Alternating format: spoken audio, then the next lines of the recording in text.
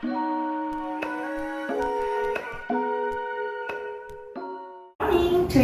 Timber S is visiting to RS Mission, and today we are going to interview Mrs. Barney.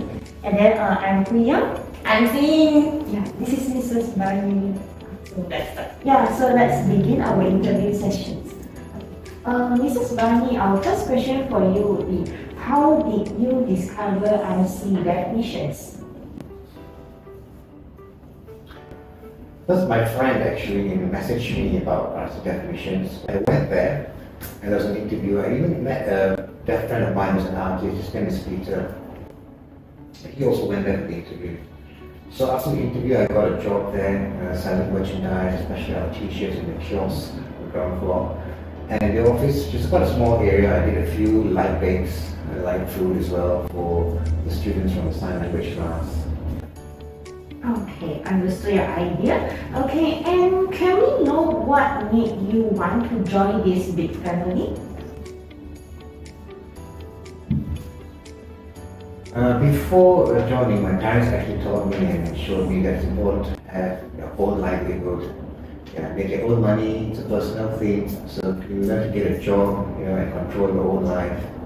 So I was thinking, how am I going to do this? When I got the job and I was I joined, and I also had a deaf community as well, and I could share things with them, and I can have good ideas for the future, and knowing how to say things like that as well. So quite good for me. That's really nice. Yeah, that's like really great that you joined this. Yeah, definitely. Okay, and then can you share with us, after joining this family, do you feel any changes in terms of your emotions?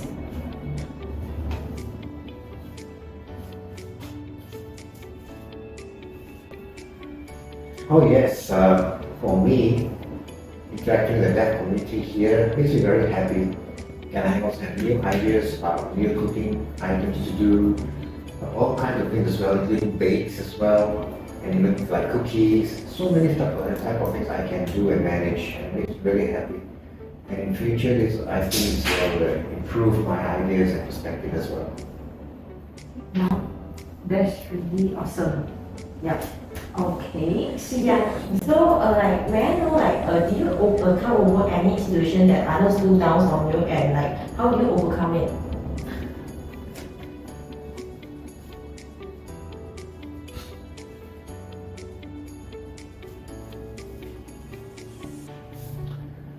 Some people, especially the hearing people, I used to call them to come and buy stuff from our bazaars, but they said no, it's okay, I don't want to actually, support.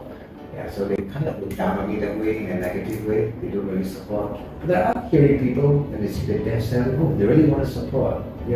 And it's really good, when they have the support from them, because they see the deaf person they want to support. So it's a positive experience for me, for some of them. That's really something special that I heard from. Okay, so I want to ask the last question. Do you have any sweet encounters or memories that with the customer that visited here?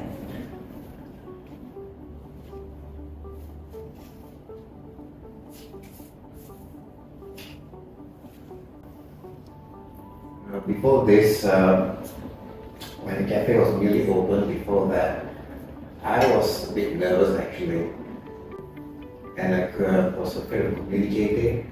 But now, when the customers enter in, it's so much better, because when they enter and they buy food, I tell them that I'm deaf, and I realize I can give them a piece of paper to write on, and they can communicate to me that way.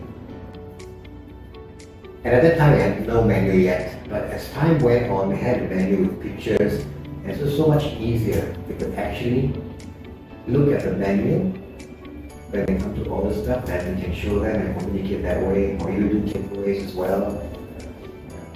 And even the customers that come in here, they learn a little bit of sign language when they see the deaf working here. So simple words like, thank you, so they learn these kind of things. Quite interesting for me.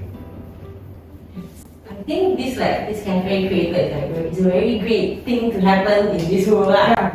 Very meaningful. Yeah. Thank you, Mrs. Barney, for bringing so much of the memories. You're welcome.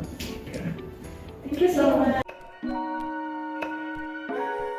Okay, our next session is going to begin, and here we have Mr. Rennie. And our first question from Mr. Rennie would be, Mr. Rennie, could you please share with us how did you discover RC definitions? Okay, I discovered RC definitions. It's actually through my wife, because she is involved in the deaf community, because my wife is deaf herself. So I got to know more about RC definitions through her, and I decided to come here to actually learn more about the deaf community, so I got a job here. Okay. Then what made you want to join this big family?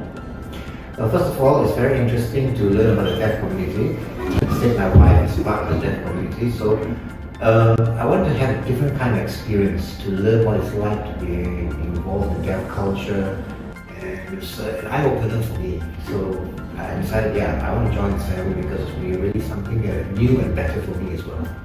Okay. Then, are there any challenges you face working with differently able colleagues? Yeah, my challenge was communication because I wasn't very good at sign language. I did learn a bit before coming here, but it wasn't good enough. But I joined the sign language classes here, and that improved my sign language skills. Of course, I'm still improving. But that was the only challenge. And after I could learn to communicate, things got easier. Okay. If let's say we were to join like the sign language classes that you have mentioned, could you please share with us when is the time and venue it will be? Last time the venue used to be here. We had classrooms here. Actually, it was a classroom, but now it's all online because of the pandemic.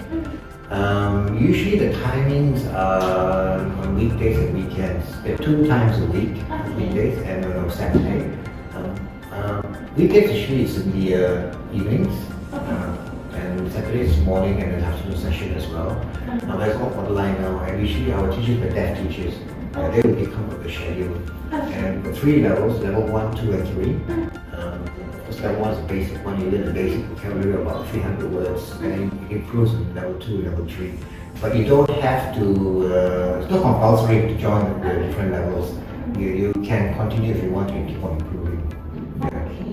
And then, do we have to go through some registration before joining the sessions, or how can we get in touch with the lecturer then? Yes, there's registration online. Okay. You can go to our website and register online, and there's a deposit to pay first to confirm your place there. But we only start the classes when we have at least a minimum of 7. Okay. In the class. Okay. Okay. That's great. And then Shimi. Okay, so let me continue with this. So like, do you have any like interesting memories like while working in this big family? Yeah, actually I have lots of interesting memories, especially when I interact with the deaf. One thing about sign language is it's very expressive, it's facial languages, so you have a lively time communicating, and that always sticks in my mind when you have a lively time communicating. And another memory is that when customers come in, especially those who really want to support the deaf, they want to know more about the deaf culture, so it's good to see them interacting with the deaf, learning some words as well, how to sign. So when I see that, it feels really good because it's like people from another world coming and taking the opportunity to learn what it's like to be in the deaf world, and that is a good memory to have actually. So it's like trying to involve with this deaf communities or things, yeah. That's right, yeah. Okay, so for the last question, like having this special opportunity to like working in this deaf community, are there any words like you want to share with public? Oh yes, I want the public to know that we need to respect the deaf the same way as the hearing. They can do everything except hear. Some people look down at the deaf thinking that they can't do things. They're not really disabled. They just cannot hear. Another thing is also the words that we use. Before coming here, even I used this word deaf and dumb or deaf and mute. Now the deaf have an identity, they don't like those words dumb and mute. Mute means absence of volume. But they can speak, they can cry, they got sound. Something wrong with their voice box. So never use the word dumb or mute, just deaf. And deaf with capital D, that's their culture, is like that. Another thing I want to mention is about autism, AUDISM. Autism basically means prejudice against the deaf. So It can come in many forms. For example, like if a friend comes to introduce and says, "Oh, my friend is deaf," then I will say to them, "Oh, I'm sorry you're deaf. Nothing to be sorry about because they are not. They don't want to be pitied about being deaf. You know, it's nothing difficult." And also, for example, if you're in a group and you've got a lot of hearing friends, one of them is deaf, everyone communicates, and the person who's deaf does not know what's going on. So you're kind of looking down on the deaf person. So you at least need an interpreter to interpret. Just a few examples of what autism means, you know. So we want to try to prevent autism from happening, and how. Basically, it's all basic courtesy. It's how we are courteous to people. We're courteous to the deaf, automatically autism will be eliminated. Yeah. So I believe that this rule should practice like basic, like all human should be like equals and all. Every individual is the same. Yes. Yeah, make the world better for everyone. Yeah. So Thank you very much. do you have any last word for the world or some advices on how can we change the perspective of view towards the deaf individuals? Yeah. When you approach a deaf person, treat them as a normal person. Don't worry. Don't worry about not being able to communicate. There are many ways of communicating. You just give them a piece of paper, write down something, you can communicate that way, you know, or just make some signs and gestures, you know. And I know we Malaysians have a lot of gestures with signs, even though we don't sign to the deaf, you know, so you can do that, people understand, you know, so don't feel afraid, you know, just treat them normally, and they are very patient, the deaf very patient to try to understand what you're saying, you know. Yeah. Okay. Thank you so much. Okay, Mr. welcome. Thank you. Thanks a Yeah, lot. that's all for our interview. Thank you.